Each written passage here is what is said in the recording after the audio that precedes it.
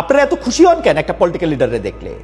আপনারা পিছনে পিছনে যাইতে যাইতে দৌড়িতে দৌড়িতে একদম পরিষ্কার করতে করতে যাইতে থাকেন কেন? কি করছে ওরা আমাদের জন্য? আপনি ধারণা করেন ওর সাথে গিয়ে আপনি একটা সেলফি তুলবেন, ওর সাথে একটা ছবি তুলবেন, আপনার বাচ্চারে ও সাজাইয়া ওই স্টেজে তুলবেন, ও খুশি হবে। ও যদি খুশি হয় তাহলে আপনার কোনো লাভ হবে? পলিটিক্যাল লিডারদের কথা তো বলাই বাহুল্য ভাই। পলিটিক্যাল লিডারদের যে কোনো সময় যে কোনো অবস্থায় তাদের অবস্থানটা আপনাদের মনে এত আলোড়ন, এত আনন্দ সৃষ্টি করে, কারণটা কি আসলে? আপনারা এত খুশি হন কেন একটা পলিটিক্যাল লিডারে দেখলে? আপনারা পিছনে পিছনে যাইতে যাইতে দৌড়িতে দৌড়িতে একদম পরিষ্কার করতে করতে যাইতে থাকেন কেন? কি করছে ওরা আমাদের জন্য?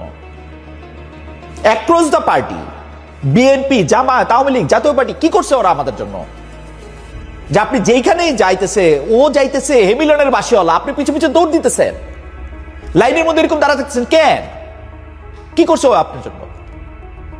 আমি জানি ও আপনার জন্য কি করছে।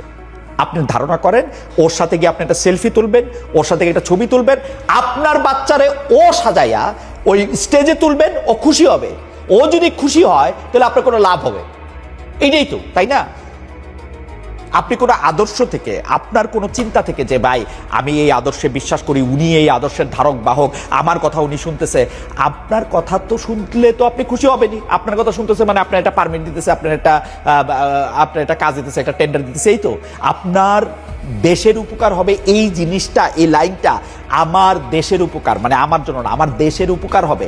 আপনি যে একটা গোষ্ঠীতন্ত্র করেন, আপনি যে একটা মানে একটা দলবাজি করেন, সেই দলের হইয়া না। আপনি যে আর্জেন্টিনা বা ব্রাজিলের সাপোর্ট করেন, আপনি যে একটা পলিটিক্যাল পার্টির একটা গুচ্ছ একটা করেন, যেই কারণে আপনি আরেকটা লোককে গিয়ে সহায় দিতে পারেন, সেটার জন্য না। এটা দেশের একটা উপকার হচ্ছে একটা লোককে নিয়ে, সেই জিনিসটা আপনি কোনোদিন ভেবে দেখছেন?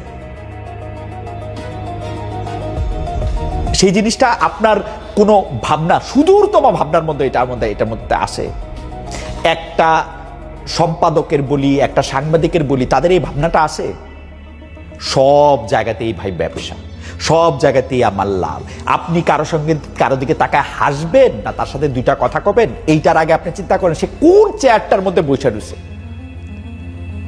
তার চেয়ারটা যথেষ্ট পরিমাণে উঁচা, তার চেয়ারটা কি এরকম ফ্ল্যাট, ওইটা আপনারা চিন্তা করেন।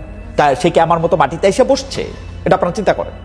আমরা চিন্তা করি, তারপর আমরা সিদ্ধান্ত নিই। আমরা ক্ষমতাকে প্রশ্ন করি না, আমরা ক্ষমতাকে আরো ক্ষমতায়িত করি। তারপরে সে যখন একটা মনস্টার হয়ে দাঁড়ায়, সে যখন একটা ফ্রাঙ্কেনস্টাইন হয়ে দাঁড়ায়, তারপরে তারপরে আমার তার কান্নাকাটি শুরু হয়।